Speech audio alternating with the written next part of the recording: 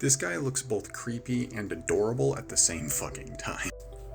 The white dragon is kind of interesting in the matter that it's the only dragon that is seemingly especially isolationist. Like, they literally detail the fact that it tends to be extremely lone, like not lonely, but like by itself, which makes sense because they tend to inhabit frigid environments, and while they themselves are not impeded by the cold, their prey is, which means they have to stay alert to eat. The white dragon is the only one that has a burrow and a swim speed, which is interesting, and obviously they're unimpeded by ice and snow for terms of difficult terrain. But if we look at their design here, it fits very well to like an Arctic kind of creature. The scales going that out protrude along its back and on its underside look like fur, even though it doesn't need that.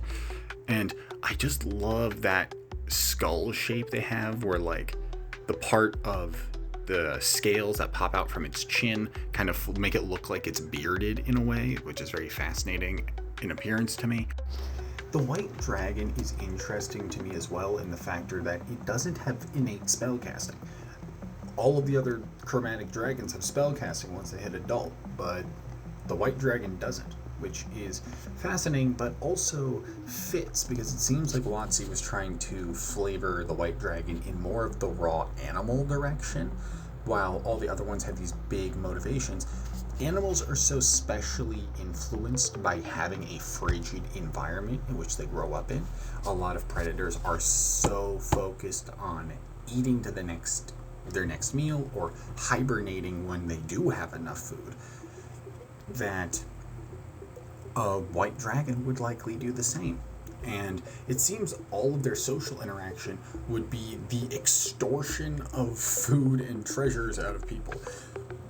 They like hoarding things, obviously, but A white dragon isn't really prioritizing hoarding objects, it's more prioritizing its own survival over everything. that doesn't mean it's not going to build a hoard. It definitely will. It's just not likely to hoard treasures. It's going to hoard skulls of larger creatures it's slain, or basically whatever treasures are offered to it by other sapient creatures, simply trying not to be eaten, which is understood, but also there's another fascinating detail recurring to their layers. Because of how sheer cold can literally just emanate from them, they may not have an aura type effect that the green and the black dragon do, but they do have a way that their layer will literally affect the surrounding environment. They dig their layers out of stone and ice, and even if they're in just a generally colder area and not a place truly frigid, they will make it frigid by their extended presence.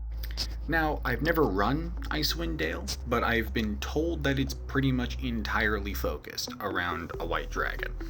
I wouldn't know, but that's what I'm told, which makes sense to me. Cold ass place, white dragon. Fitting. But you see a lot, I'm seeing in my head, a lot of detailing on how it's very easy to make a story that is barely attached to its final boss, but the final boss being one of these white dragons. And its whole deal is it's just surviving, and it happened to move to a warmer place recently. But that warmer place is now getting colder and colder by its extended existence, by its extended inhabitants of this environment it's moved into.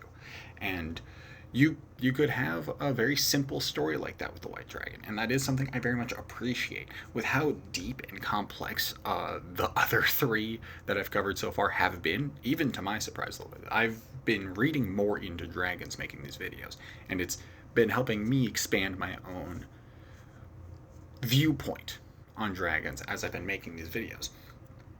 But I do enjoy the fact that the white dragon is seemingly simple. It's the least likely to have a cult built around it because it's in such a frigid environment that people are too busy focusing on surviving that they're not going to get into the occult bullshit. But just look at this fucker. Like, this is full Bewilder Beast from How to Train Your Dragon 2. It's just able to fly, which is awesome. But it's simple. in a nice, enjoyable way. That the other dragons were so deep and egotistically focused. These dragons are still intelligent and they're still egotistical, but they're more focused on keeping themselves alive when they're living in such a harsh environment. And you can just like look at this detailing. Its scales look like just a big ass beard. You can see these long curved claws that have definitely been used to pull itself up, like like sheer cliffing and whatnot, or to bear into ice to keep itself from slipping. With every archetype of a creature or monster in Dungeons and Dragons, you need something simple, and seemingly that's the white dragon. You don't need some conniving plot. You don't need these cultists twisting the knife at every turn. You just have a big ass dragon that just wants to eat and live, and it's been fucking a lot of people up in doing that. And right now, it's for the players in most circumstances, it'd be the option of letting this dragon live or ensuring that the surrounding environment can actually improve. So, dragons got fucked in that scenario.